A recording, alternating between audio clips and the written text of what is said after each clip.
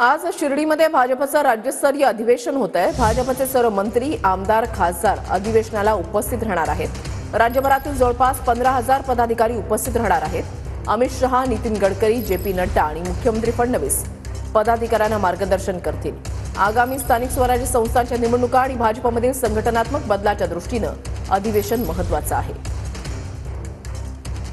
कार्यकर्त्यांना एक नवीन ऊर्जा देणारं असं अधिवेशन असतं। राष्ट्रीय नेतृत्व असेल किंवा प्रदेशातील नेतृत्व असतील, ही सर्वजण एक दिशा देण्याचं काम अधिवेशनाच्या माध्यमातून कार्यकर्त्यांना आणि पदाधिकाऱ्यांना करत असतात।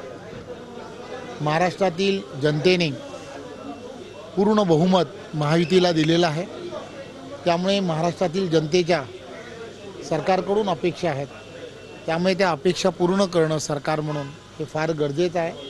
महापालिका, जिल्हा परिषदा, पंचायत समितीच्या निवडणुका आहेत आणि जे यश आत्ता आम्हाला मिळालं यापेक्षाही जास्त यश या पुढच्या काळात मिळेल, कारण आम्ही लोकउपयोगी योजना ज्या जाहीर केल्या त्या योजना लागू केल्या आणि जे वचनं दिले, जे आश्वासनं दिले त्या पूर्ण करण्याच्या दिशेनं सुद्धा आमच्या सरकारचं पाऊल पडतंय। त्यामुळे जनता या राज्यातली आमच्या पक्षावर खुश आहे। 15-20 हजारच्या आसपास सर्व प्रतिनिधी जे भाजपचे झालेले आहेत ते या कार्यक्रमात उपस्थित आहेत। राष्ट्रीय नेतृत्वापासून राज्यातलं पूर्ण नेतृत्व आज या ठिकाणी मुख्यमंत्री सही प्रदेशाध्यक्ष आणि राष्ट्रीय अध्यक्ष आणि बाकीचे प्रमुख लोक सर्व अमित शहा साहेब येणार आहेत।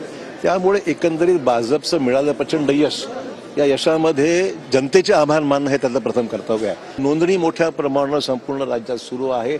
येणाऱ्या 20 तारखेपर्यंत नोंदणी आम्हाला सर्वांना करायची आहे। कार्याध्यक्षांची निवड कालच रवींद्र चव्हाण यांची झालेली आहे। आगामी काळामध्ये कदाचित नवीन प्रदेशाध्यक्ष सुद्धा मिळण्याची शक्यता आहे।